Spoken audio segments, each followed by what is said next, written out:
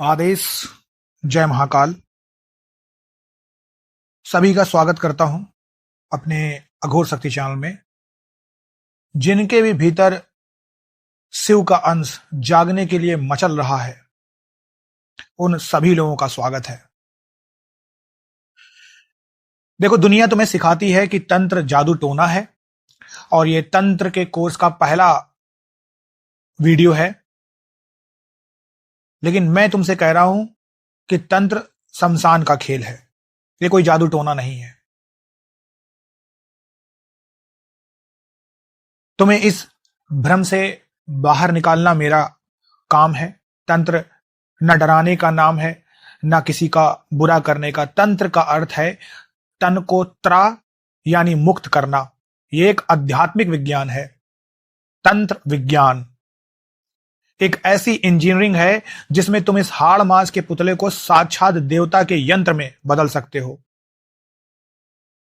अगर तुम शून्य पर हो, अगर तुम्हें कुछ पता नहीं, अगर तुम एक साधारण इंसान हो जो डर, मोह और वासना में फंसा है, तो यह कोर्स तुम्हारे लिए है। मैं तुम्हें शून्य से उठाकर उस शिखर तक लेके जाऊंगा जहां तुम काल के कपाल पर अपना पैर रखोगे। लेकिन याद रखना, यह मार्ग डरपोकों के लिए नहीं है, कायरों के लिए नहीं है। यहां अपने अंदर के मैं को मारकर शिव को जगाना पड़ता है। तंत्र की पहली सीढ़ी मंत्र नहीं है, पहली सीढ़ी कोई शमशान नहीं है, पहली सीढ़ी है तुम्हारा खुद का शरीर। शास्त्रों में कहा गया है, देहो देवालया प्रोक्तो जीवो देवः सनातनः, यानी यह देह ही मंदिर है और इसके भीतर बैठा जीव ही सनातन शिव है। लेकिन समस्या क्या है? समस्या यह है, तुम्हारा यह मंदिर अभी अशुद्ध है। इसमें विकारों का वास है, इसमें तामसिक ऊर्जा की परतें जमी है। एक जो गंदा बर्तन होता है, अगर उसमें गंगा जल डालोगे तो वो अपवित्र हो जाएगा। इसलिए शून्य से तांत्रिक बनने की पहली शर्त है देह शुद्धि विधान। तांत्रिक साधना में बैठने से पहले शरीर को ऊर्जा का संवाहक, यानी इंग्लिश में जिसे हम बोलते हैं, जिन्होंने भौतिक विज्ञान पढ़ा होगा, इंजीनियरिंग पढ़ी होगी, कंडक्टर बनाना पड़ता है। कंडक्टर, ठीक है। जैसे बिजली के तार पर अगर कार्बन जम जाए तो करंट नहीं दौड़ता, वैसे ही अगर तुम्हारी नाड़ियों में अवरोध है तो गुरु द्वारा जो आपको महाशक्तिशाली मंत्र दिया जाता है वो भी काम नहीं करेगा। तुम सिर्फ शब्द बुदबुदाओगे, शक्ति नहीं जागेगी। अपनी डायरी और कलम उठा लो और इसे नोट करो, अपनी कॉपी में कहीं लिख लो, क्योंकि यह विधान तुम्हें किसी भी किताब में स्पष्टता से नहीं मिलेगा। एक लोग ने कमेंट किया था, गुरुजी कोई किताब बता दीजिए। देखिए, तंत्र कहीं पर भी किताबों में वर्णित नहीं है, इतना कठिन है आप समझ ही नहीं पाओगे। और तंत्र किसी भी किताब में A to Z नहीं सिखाया जाता। ऐसा होता तो सभी किताब पढ़ के आगे बढ़ गए। तंत्र प्रैक्टिकल से आता है, अनुभव से आता है।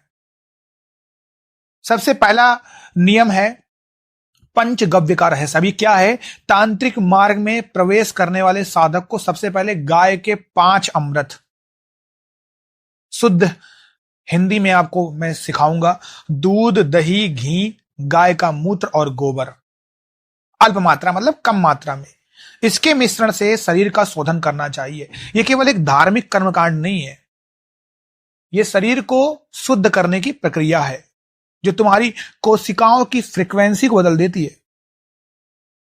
और यहां पर जो गोबर है, ऐसा नहीं पूरे उसमें लीप दिया, भर दिया, थोड़ी सी मात्रा। अब दूसरा होता है मंत्रों का घर्षण। सिर्फ पानी से नहाने से शरीर शुद्ध नहीं होता। तांत्रिक स्नान में मंत्रों का प्रयोग होता है। जब तुम पानी अपने ऊपर डालो तो भावना करो कि आकाश से ऊर्जा की धार गिर रही है जो तुम्हारे जन्मों जन्मों के पापों को धो रही है। तुम्हारे भीतर 5 तत्व हैं, पृथ्वी, जल, अग्नि, वायु और आकाश। तांत्रिक बनने के लिए तुम्हें इन 5 को संतुलित करना होगा। अगर अग्नि तत्व ज्यादा है तो तुम क्रोधी बन जाओगे, साधना नहीं कर पाओगे। अगर जल तत्व ज्यादा है तो आलस तुम्हें मार देगा। इस पहले जो मेरा आज का पहला वीडियो है, इस भाग में हम सीखेंगे कि कैसे मंत्रों द्वारा इन 5 तत्वों को अपने वश में किया जाता है। शरीर शुद्ध कर लिया, अब बात आती है उस स्थान की जहां तुम ब्रह्मांड की महाशक्ति को बुलाने वाले हो। साधना में बैठने से पहले स्थान कीलन होता है जहां पर आप साधना करोगे। दिशा बंधन होता है चारों, क्योंकि हर तरफ से तुम्हारे ऊपर हमला हो सकता है, क्योंकि जब आप मंत्र पढ़ते हो तो मंत्रों के थ्रू कोई भी एनर्जी आ सकती है। क्योंकि जैसे ही तुम शक्तिशाली मंत्र जपना शुरू करोगे तो ब्रह्मांड से सकारात्मक और नकारात्मक दोनों तरीके की शक्तियां तुम्हारी तरफ आकर्षित होंगी। नकारात्मक शक्तियां तुम्हारी ऊर्जा को चुराने की कोशिश करेंगी। अगर तुमने अपना स्थान नहीं बांधा तो तुम्हारी पूरी मेहनत कोई और ले जाएगा। उसके बाद आता है आसन, जिसमें तुम बैठते हो। यह भी बहुत जरूरी होता है, और यह हमेशा कुसा या कंबल का आसन होना चाहिए। गूगल कर लेना कुसा कंबल क्या होता है, कुसा का आसन क्यों चाहिए, कंबल क्यों चाहिए। तो इसीलिए मैं खुद भी आपको बता देता हूं, क्योंकि देखिए धरती की जो गुरुत्वाकर्षण शक्ति होती है तुम्हारी मंत्र ऊर्जा को नीचे ना खींच ले। क्योंकि आसमान का एक नियम है, धरती का एक नियम है कि जो ऊपर जाएगा वो नीचे आएगा। तो आसन जो है एक इंसुलेटर के तरीके से काम करता है, तुम्हारी ऊर्जा को तुम्हारे भीतर ही जमा रखता है। उसके बाद आता है कीलन मंत्र, साधना स्थल के चारों ओर अदृश्य रक्षा घेरा बनाना। यह भी मैं आगे तुम्हें सिखाऊंगा। देखो एक बात समझ लो, किसी भी चीज की वैल्यू तब होती है जब उस चीज की इच्छा हो। और तंत्र के अंदर भी यही चीज, तंत्र की इस आग में कूदने से पहले अपनी पात्रता को देखो। क्या तुम्हारे भीतर वो धैर्य है? क्या तुम अपने गुरु के आदेश पर अपनी गर्दन कटवाने की हिम्मत रखते हो? देखो तंत्र कोई शॉर्टकट नहीं है अमीर बनने का या किसी को वश में करने का। ये मार्ग है स्वयं को पहले पाने का। जब आप किसी के ऊपर उंगलियां करते हैं तो सबसे पहले आपकी तरफ भी सारी उंगलियां मुड़ जाती हैं। तो अपने आप को साधना ही साधना है, साधना। पहले अपने आप को साधो। बिना गुरु के तंत्र मार्ग पर चलना ऐसे है जैसे बिना ब्रेक की गाड़ी को पहाड़ से उतारना। गुरु तुम्हें वह सुरक्षा कवच देता है जिससे तुम तंत्र की भयानक ऊर्जा को झेल सको। इस कोर्स के पहले भाग में मैं तुम्हें तैयार कर रहा हूं। मैं तुम्हें वो नींव दे रहा हूं जिस पर तुम्हारी अघोर साम्राज्य की, जो आप तंत्र के मार्ग पर आगे बढ़ना चाहते हैं, उसकी इमारत खड़ी होगी।